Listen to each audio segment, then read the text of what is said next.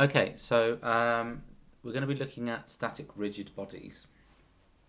This is the concept of stuff that's not moving, which we've looked at before, but now we're looking at rigid bodies, which means we're extending it a bit from what we were looking at before, which was only particles or single points that are not moving. Whereas now we're going to be looking at larger objects which are not moving. So in the past few videos, you would have looked at, say, a ball or a particle or an object on an inclined plane, or a box or something like this. But we always modelled them as a single point. Any forces acting on the box or the object were always acting from a single point.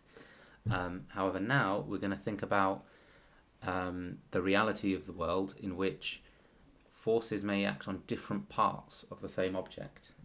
So for instance, if I have a ladder leaning against a wall, then somebody holding the ladder will be applying a force at a very specific part of the ladder.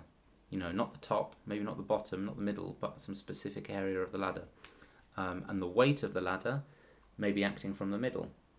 And there may be someone standing at the top of the ladder, which means they're applying a force in some sense. They're pushing down on the top part of the ladder. And all of these forces, we can't just say they're all acting at the same place. They're acting at different parts of the ladder, and that's important. And part of the reason that's important is because once you talk about objects not being points and them having an actual physical presence, it means that when we say they're static, not only are they not moving left, right, up, down, in, out, they're also not rotating, which means that gives us extra information. If I tell you I've got a rigid body that's static, then it's not rotating. And if you know it's not rotating, it means it gives you certain mathematical information about the forces. And in order to access that information, we need to make use of moments. Okay, so we know an object's not rotating if it's static, and that means we're going to look at moments. So let's have a reminder of moments, and then after that we will look at an example, and then you've got a couple of questions. Okay, just one example today because it is quite an involved question, but hopefully it makes sense. So first, let's just remind ourselves of the definition of a moment. So we say a moment of a force. So you can't have a moment without a force. You need a force first, and then for that specific force, you can say what is the moment of that force. The moment of a force about a point. So you also need a given reference point. So this is some point in space. About a given point equals magnitude of force multiplied by perpendicular distance of force from point. Okay, just to remind ourselves of what a moment actually is. Remember, force is measured in newtons, distance is measured in meters, so therefore moments are newton meters, right? Newtons times meters. It doesn't really come up much, but it's worth knowing that the units do make sense. So let's think of some examples. So I think the thing that confuses people a little bit sometimes, it's not the magnitude of force, it's this thing. It's the perpendicular distance of a force from the point. So let's do a couple of examples. So if we have, say, a physical example of a seesaw, quite often, I'll mark in yellow the point, quite often you'll talk about moments around this point here. Okay. Now remember, you can take moments around any point, but quite often you choose this point on the seesaw. And then let's say you have a force at the end, say the weight of someone, and it's going that way. Okay, then it's quite easy. The perpendicular distance of the force from the point is just effectively the length of the seesaw from the middle to this end point here. Okay, that's the distance, and then you'd take the magnitude of the force, which would be, however long is that force, and you multiply those two numbers. However, if we just want to talk about a more general case, so there's no seesaw, there's no objects, we just have a point and a force. Let's see what that looks like. So I'll draw a random force point on the page. So this is my point. And let's then draw a random force. Let's say this. No, let's go further. That one. Okay. What is the perpendicular distance? What would I have to measure? So what you need to do is, in fact, let's make this force really as straight of a line as possible, because it is in fact a straight line. What you'd need to do is find the line which passes through the yellow cross and is also perpendicular to the force. So in that case, let's see if I can do it. It would be, so you see that's not perpendicular, not yet, not yet, not yet, about there. Okay, so it'll be this distance, right? So it's that distance there, that's the distance which we're talking about when we say the perpendicular distance of a force from the point. Okay. Just one more example which sometimes confuses people. It doesn't come up often, but it's worth knowing because it's, it reflects the reality of the situation. If I have, let's say I have a force like this. Okay. Now what on earth is the perpendicular distance between the force and this point? What actually is it? How can I represent that geometrically? In this case, if I try and draw a line from the point to the force, it's never perpendicular. So what we instead need to do is we almost need to extend the force. We're not actually going to change the magnitude, but we effectively extend the force. That should be a straight line, really. I'll extend it with a red line. So we extend the force, but we're not really changing the magnitude. And then we take from the point and then, oops, perpendicular, not perpendicular, that's not perpendicular, it's about there. So this is the distance I'm interested in, right, because this is now perpendicular. And that's it. This is the distance which you would use, in a real situation. You'd measure that, or you'd calculate what that distance is. You'd multiply by the magnitude of the force, so the length of the blue arrow, and you would get your moment. Okay, and that's just the definition of a moment, right? The way we use them is what we're going to look at in a moment, but that is the definition. Okay, and it's important to realise what this perpendicular distance is. Okay, so let's just talk about briefly what I mean by a rigid body, just to make it clear. And actually, what I really want to do is talk about the definition of a rigid body in equilibrium. So a rigid body is effectively just some object, some physical object. It can be 2D, 3D. At the moment, we're talking 2D. And it doesn't, fall apart. It's solid, A book is a rigid body, a table is a rigid body, a ladder. So we're not talking about water or, a pillow or something soft, something that's just rigid, okay? And body is just the technical term for an object. So there are three conditions for a rigid body to be in equilibrium, okay? The first is the body is stationary. Okay, so quite simply, it's not moving, right? You might think that's all that you need, right? Equilibrium is the same thing as not moving. Not quite. So it's stationary. The resultant force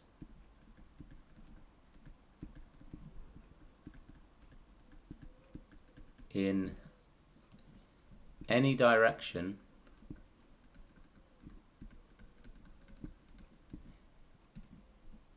is 0 and the resultant moments, or the resultant moment I should say, is also 0. Okay, so this is quite useful because if you're told an object's in equilibrium, a rigid body, then you know, right, if I add up all the forces, I'll get 0. Not only that, if I add up only horizontal forces, I'll get 0. If I add up only vertical forces, I'll get 0. You can pick a direction, or you can just add them up as vectors. Either way, you'll always get 0, as long as it's in equilibrium. Similarly, if you take every single force in the force diagram, calculate the moment, and treat clockwise as positive, anti-clockwise as negative, or the other way around, as long as you make one of them positive, one of them negative, when you add up all those moments, you get 0. That's what we're talking about by the resultant moment. Okay, and that is quite useful information. So let's look at some examples then to hopefully make this clear. But make sure before you go into these examples you're clear on what is a moment, how it's defined, the moment of a force, and keep in your mind the idea of these three properties of an object in equilibrium. Okay, so let's look at our first example. And in fact, this is the only example I'm going to do before I give you some questions, just because I feel like this chapter is quite tricky. There's a lot of questions, and I'd like you to sort of try a decent chunk of it. So I'm going to split this into two parts. So I'm going to do one example now, give you 3 questions, and then the next lesson or video you'll look at will be an alternative example with some additional alternative questions. So this is the one example we'll look at today. Okay, so you've got a uniform rod, AB, mass 40 kilograms, length 10 meters. It rests with the end A on rough horizontal ground. Okay, and the rod rests against a smooth peg C where AC equals 8 meters. The rod is in limiting equilibrium at an angle of 15 degrees to the horizontal. I think one thing that's a bit of a challenge sometimes in these questions is also just, can you draw the diagram? Especially because if you use the textbook a lot, it'll just give you the diagram a bit too readily. It's very important that you can read these, you can read these 3 sentences and from that draw a picture accurately, or at least, to scale. And the information you're given, it's sometimes not in the order you need it. For example, this angle of 15 degrees, before I know that, I can't really draw anything. So you have to read the whole thing first before you really start drawing. Okay, so let's see the info we've got. Rough horizontal ground, so let's draw that. Okay, that'll be my ground. Sometimes you can draw it a bit squiggly to indicate that it's rough, although it doesn't really matter too much. A uniform rod of AB. So the end A is on horizontal ground, and it's going to be at about 15 degrees. So, I don't know, something like that. That's the end, that's the end A. That's the end B. And this is 15 degrees. And how is it in that position? It's because there's a peg C where AC equals 8 meters, and the length of the whole thing is 10 meters. So if that whole thing is 10, then the peg, which is at 8, somewhere around there. So let's draw in the peg. By peg, I would just draw like a little circle. So it's all a 2D image. So in reality, it's not floating there or anything. It's kind of like a horizontal bar, or a bar that's going into the page, and then this blue rod is resting on it somehow. Doesn't really matter how it's fixed, but the point is this yellow peg is fixed. It can't move, and this blue rod is resting on the peg, and then it's also resting on the ground, on the rough ground here. Right, so let's then label a few extra bits. So that point is the C. AC, the size of that AC, the length is 8, we were told, and the size of AB equals 10. What other information do we have? There's a lot of words in here that are very important to take note of. For example, the peg is smooth. The rod is uniform. That matters. What else? The ground is rough. The rod is in limiting equilibrium. Yeah, I think that's some of the key words there. So let's just talk about what those keywords are saying. So the fact that the peg is smooth means there's no friction going on here. So there's no friction force at C. The fact that the horizontal ground is rough means that there is going to be some friction here of the rod on the ground. The fact that the rod is uniform, here's why that's useful. If the rod is uniform, it just means that, like, how can I phrase this in the layman's terms? So if the rod is uniform, it's like it's made of the same material throughout, and if I say had 5 centimeters of the rod and 10 centimeters of the rod, then the 10 centimeters would be twice as heavy as the 5 centimeters. And it doesn't matter where I cut it from, right? So that's not true of all objects, right? Some parts of them are more dense and some parts of objects are less dense. But this rod is the same density throughout. And what that means is that the weight force is going to act at exactly halfway along the rod. So if I label that distance there, halfway along the rod, that's 5, okay? And that is where the force of the weight is acting from. So let's do that a bit smaller. That's the weight force there, and it's going to be what is it, 40G, because it's a 40 kilogram rod. Okay, so we've got 40G acting down, and it acts from this point here, which is 5 meters along the rod. And the only reason we know it's 5 is because that's half of 10, and the only reason we can say it's half is because it's uniform. Okay, if it's not uniform, then we just don't know, but in this case it is. And the final thing that's useful here is limiting equilibrium. Remember, what that means is that the object is on the verge of moving. It's just about to move. So it's a really precarious situation. You could imagine maybe placing a blue rod like this on a peg, resting on the floor, and it kind of slides down. It slips down. It slips off the peg, it slides along the floor.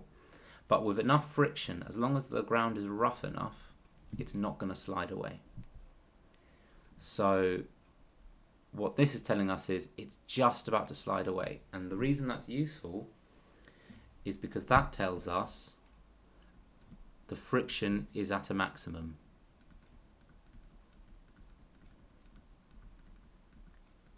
Okay, so the friction is trying as hard as it can to stop it from sliding down, and in fact it's just about to start sliding because the friction is doing the best it can.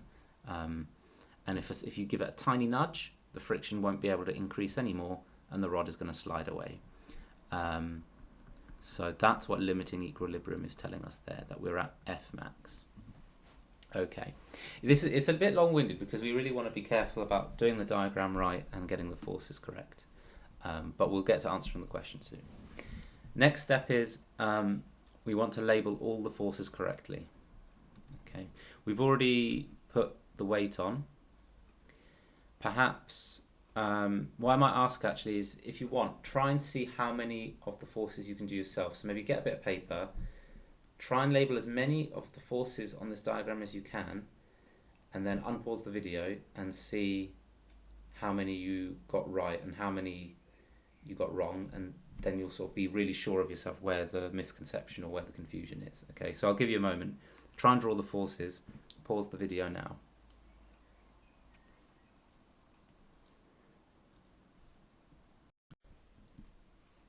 Okay, let's take a look. So we've got the weight of the object. Okay. If you get all of this right, I'll be really impressed, because this is partly some new stuff going on here. So let's see. We've got the weight. What's going on over here with the ladder? So we've got a couple of forces going on here. The first of these is the normal reaction. So that is the floor pushing up on the bottom of the ladder. Okay, remember, when anything sits on a surface, that surface is providing an upward force, precisely because it has to counteract the fact that gravity is pulling down. We don't know what the magnitude of it is, but what we do know is that it acts here directly upwards. Okay, and that I'm going to call that R for normal reaction. There's another force going on there as well. It's a rough surface, so there's friction. And we have to think, if this blue rod was going to slide down the peg and sort of along the floor, which way would this tip of the rod be moving? Is it going to be moving up, down, left, right, diagonal? So that it'll be moving to the left, which means the friction opposes the motion that is trying to occur. So the motion that would occur is it slides left, so the friction must therefore be going right. Okay, so we've got friction, and it's going to the right. Okay, I probably shouldn't have made the floor red and the force is red, but never mind. Let's call it F for friction. Not F for resultant force, F for friction. Okay, and I'm already now going to say this friction, remember we said here, it's going to be the F max, the maximum friction, in which case we can immediately say this is mu times R. Right? We don't know what mu is yet. In fact, that's part B of the question, the coefficient of friction. But because we know the friction is its maximum, and we know the formula F max equals mu R, we can just immediately say this force is mu times R. Okay. There's one force left, and it's going on here. And this is the really tricky one. What is the force here? So remember, the rod is resting on something, therefore that surface, the peg, must have a reaction force. So there's a reaction force here as well. What's a bit tricky though is in which direction does that reaction force act?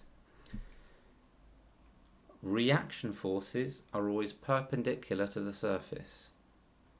Okay, and in a sense, I think by itself the question hasn't been very fair, because it didn't really tell you the shape of this peg, and that does matter. By default, we tend to model the peg as a circle. But I mean, technically it could be anything. It could be a square, it could be, you know, a lumpy thing. We tend to model it as a circle if you're told otherwise. So therefore, what then is happening here when the rod touches the surface of the circle? What is the perpendicular direction? Is it this? Is it this? Which one is it? So the way we can think about this is to sort of zoom in on the image a bit. So let me draw, I'm going to sort of zoom in on this area here. I'm going to zoom in on that, what I've circled in green. Okay, and if I zoom in on that, this is what I get. I get the peg, and I get the surface, and remember it's at 15 degrees. Okay, so I'm still having, you know, 15 degrees here. But what you'll notice is that it's not touching the top of the peg, it's sort of off to the side, isn't it? If you look at where it actually intersects, it's here, right? It's not there at the top, it's off to the left a bit, which therefore means that because of the properties of circles, which is that any line touching the surface of a circle like this is going to be tangential. It means the perpendicular is the line that passes through the center and through the point of contact. So in other words, you've got this line like that. Okay, so it's not that line vertically. It's coming off to the side like this, at an angle of 15 degrees to the vertical. So that's 15 degrees there. So let's erase that then. A bit long-winded. I think the question takes it for granted that this is obvious. I don't think it is though. So it's good to make sure that we understand the reasoning why. This is the reaction force. It goes in that direction. Okay. We can call this R, in which case let's call this one R1 and call this one R2. Sometimes the book will just give them random letter names like P, Q, something like this. I think it's a better habit to maybe just leave R for reaction forces, and if there's more than one, just give them a number subscript so you can tell the difference. So that's R1, that's R2, and let me just update this here because this force is mu times R1. Okay, so we've got our diagram, very nice, and we've got the forces labelled, and I think that's most things done. Maybe one last thing we could do is just make sure we acknowledge the extra distance here, because we know what that is. That's a distance of 3, because we're told that A to C is 8. Therefore, if I've gone 5 to the midpoint, it takes a further 3 to get to C. Okay, good diagram is the beginning of answering any question like this. Right. Let's then think about the calculations to get the answers we want. So we want to know the magnitude of the reaction at C. In other words, it's asking us what is the magnitude of R2? Oh, not squared. What is that? What is the magnitude of R2? This one. How long is that arrow? So to do this, we're going to start resolving some forces. Or alternatively, considering moments. Sometimes it's not clear which one will end up giving you the answer you need. So you'll usually be asked to use both methods to get various answers. So are we resolving forces or are we considering moments? Remember, if we go back to the definition of a rigid body in equilibrium, we know for a fact that if this ladder's not moving, that means the resultant force in any direction is 0, and the resultant moment is also 0. Right? In fact, what this should really say is the resultant moment around any point.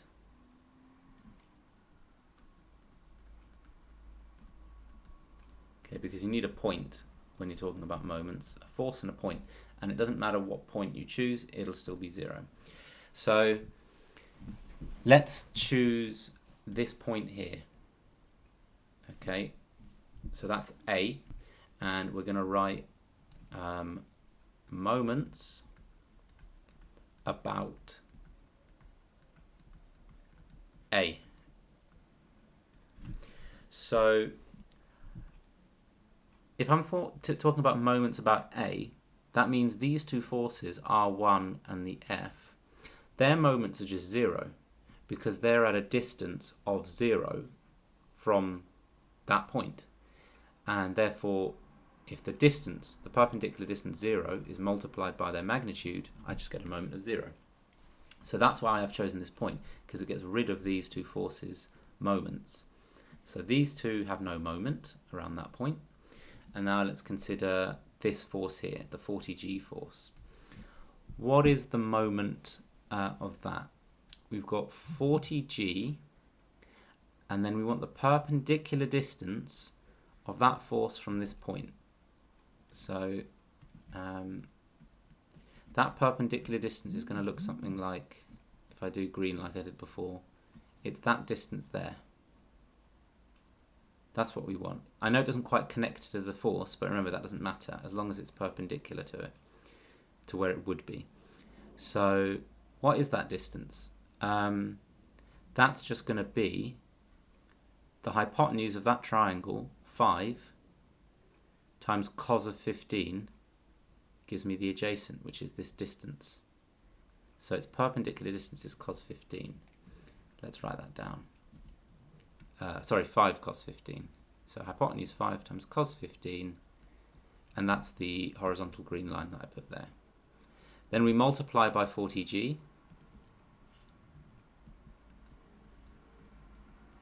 And that's the moment of that force. Okay. And the only other force we've got is this one, R2. Now notice, if that's the point we're going around, this 40g is going around the point this way, in some sense. It's a clockwise direction. Whereas this R2, it's going that direction, so it's almost going anti-clockwise, or counterclockwise, right? So whatever value I give that moment, I should give this one the negative of its own moment, just to cancel them out, right? It doesn't matter which way round. It's like when you choose up as positive, then down as negative. If you choose down as positive, then up is negative. It doesn't matter, as long as you label them differently. So what's the total moment for this R2? This one's easier. What's the perpendicular distance of R2 from the yellow point A? It's just this blue line. That's perpendicular to R2, which is 5 plus 3, it's 8, right? It's the length of AC, 8. So we get a distance of 8 times R2, we don't know what that is yet, but I'm going to say minus this, because I'm taking clockwise as positive, that one's positive, and anti-clockwise is negative. And that has to be equal to 0, because, as we said, the resultant moment around any point is 0. Okay, so I get this expression here, that's the resultant moment. Right, then let's figure out what's going on here. So that implies that 8R2 is equal to 200g cos 15, or in other words, R2 equals that divided by 8. And if we put that in the calculator, what do we get? 236.65. Yeah, that's it. Okay, 236.65. Let's make a note of that here.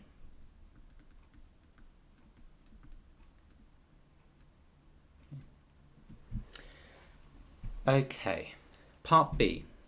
We want to get the coefficient of friction between the rod and the ground. So in other words, I want to find out what mu is. Okay, I'm just going to get rid of this working. Okay, so that was us considering moments. The coefficient of friction between the rod and the ground, mu. So I want to find out what mu is here. First, let's label what we actually know, which is now I can replace R2 here with 236.65. Okay. It's a bit complicated, this, but it's interesting, isn't it? Because it's like you're solving a puzzle. You're finding bit by bit. You're going to figure out what these forces are, and it's not always necessarily in the order of A and B. So you don't have to necessarily follow that ordering, but you know, consider all the options. Consider these criteria. Resultant force is 0. Resultant moment is 0. See what mathematical equations you get, and then just start solving things and see what the numbers spit out. So we've got this one now, 236.65. Great. But we don't know what these are. What we can now do, I suggest, is to resolve forces. Now remember, when we're talking about an inclined plane, instead of doing horizontal and vertical, we resolve forces up the plane and perpendicular to the plane. So let's do that. Let's first do up the plane. Okay, and in order to do that, we're going to have to split up some of these forces, actually. Actually, you know what? I'm not going to do up the plane and perpendicular. I'm going to do horizontal, vertical. Yeah, let's do horizontal and vertical. Okay, remember, it's always your choice, technically. Saying with inclined planes, you should do it up the plane, and perpendicular is just rule of thumb. In this case, let's do horizontal vertical. Why? Because the majority of our forces, that one, and that one, they're already in that axis. They're already either horizontal or vertical. The only one that's a bit annoying is this one. That one's not horizontal or vertical. So if we stick to horizontal vertical, we only have to find the components of that force. That's the one we have to split up. So let's split that one up into horizontal and vertical. So we're going to get, I'll do it in yellow, we'll get a horizontal, I'm doing it a bit in reverse that way, and a vertical going up that way, 90 degrees. This angle here, with a bit of thinking about it, you can see why this is also 15 degrees. Okay, it's a bit similar to the rule we talked about before, where when you have weight going down on a slope, the components make an angle which is the same as the angle of the slope. Have a think about it. It should make sense to you. Whatever that angle is, you'll get the same angle here when you split up that force into its vertical, horizontal components. So therefore, we're going to have here 236.65 times cos of 15, and over here we'll get 236.65 times sine of 15. Okay, cool. All right, and we're going to think about those forces instead, rather than just the 236 by itself. Now let's resolve forces. Horizontally, going to the right. R1, irrelevant. It's in the vertical. It's not a horizontal force. Has no horizontal component.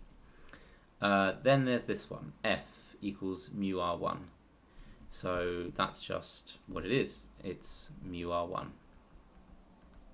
We'll keep it as that. This 40G plays no role.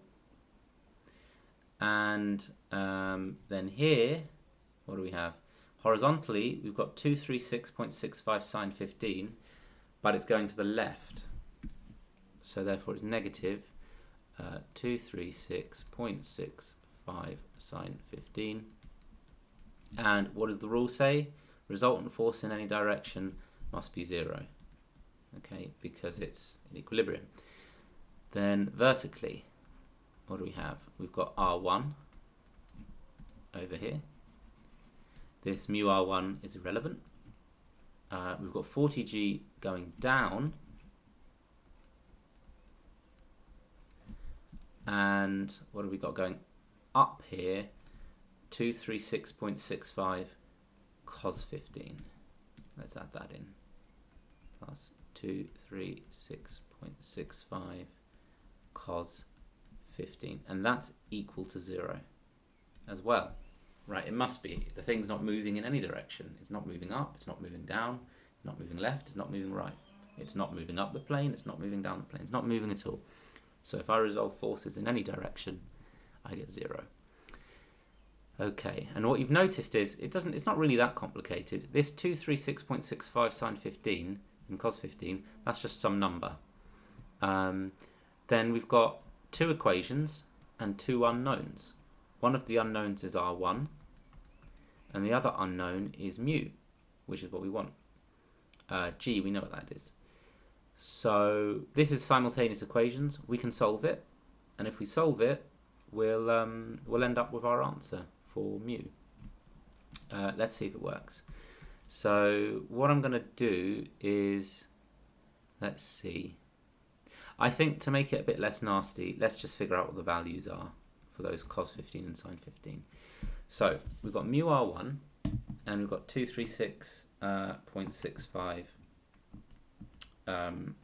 times sine 15. So if I do that in the calculator, I get 61 point, I'll just do a bit extra decimal places, it's about 250. And that's equal to 0. And then I've got R1, and now let's work all the numbers out to the left, to the right of that. So we've got minus 40G, so minus 40 times 9.8, plus 236.65 times cos 15. That gives me minus 163.414, if I'm extra precise. So in other words, that means R1 is equal to 163.414. So then that implies, with a bit of rearranging of this, I'll do it in one go now. We have mu must be equal to 61.250 divided by 163.414, right? All I did was I took that equation, I put 61 point so-and-so on the right, then I divided by R1, and I ended up with this. And now let's see if that gives us the right answer. So we've got 61.250 divided by 163.44. And I get, what do I get? 0.375, roughly. 0.375, and so on. And that's it. That's the answer. That's our value for mu, the coefficient of friction. Okay, cool. Right, yeah, that does it. So pretty interesting, no? Because what we've got is, it's a fairly real world scenario in that you've got this, this setup, and all you know is that angle, you know the weight of the object, and the fact that it's just about to slip. And from that you can work out all sorts of things. You can work out the magnitude of this force here of the peg. You can also work out the coefficient of friction, and that tells you properties of the surfaces of the rod and the floor. So pretty interesting. As I say, it was a difficult example, but it's really worth going through because it's the only example I'm doing for this video. So make sure you really have followed it through. Any questions, make sure you ask, because there's all sorts of little details in this, which you can trip up on any one of those. So let me know. Cool. All right, so let's look at the questions that we've got. 3 questions. I think the third one is very tricky, so think of it more like 2 questions plus a bonus. Okay. So again, you've got here, a peg.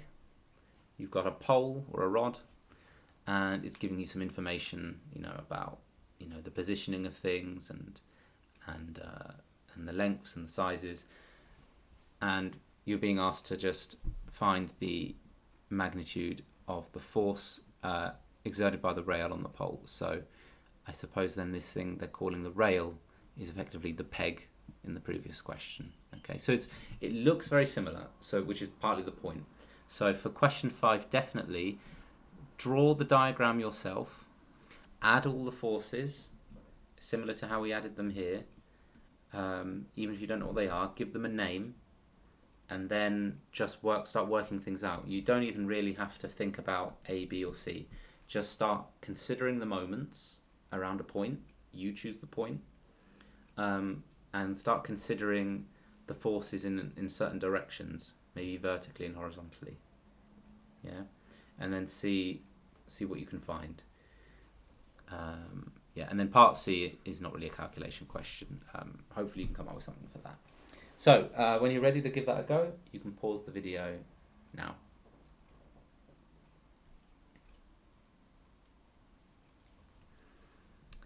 Okay, and the next question. Oh, sorry, the answers first are there.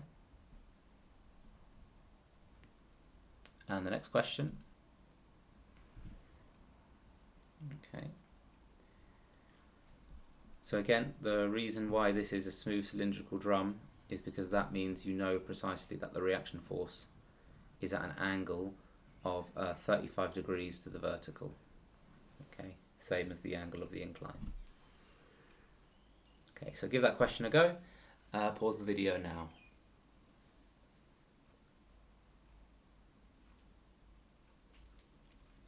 And the answers, there they are. Okay, and if you've done well on those 2, great. And And if you struggled a bit, then that's fine. Just let me know, or we'll see if we can get you through those questions. Make sure you do ask. And in which case, don't worry too much about the next one.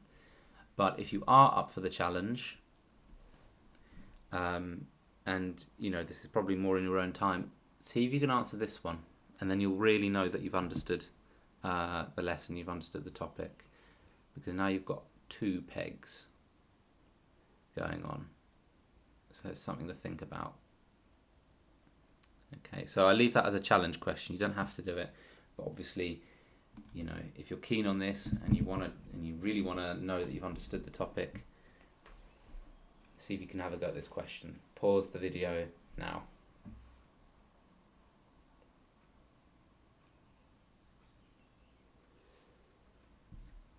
Okay, and the answer is there.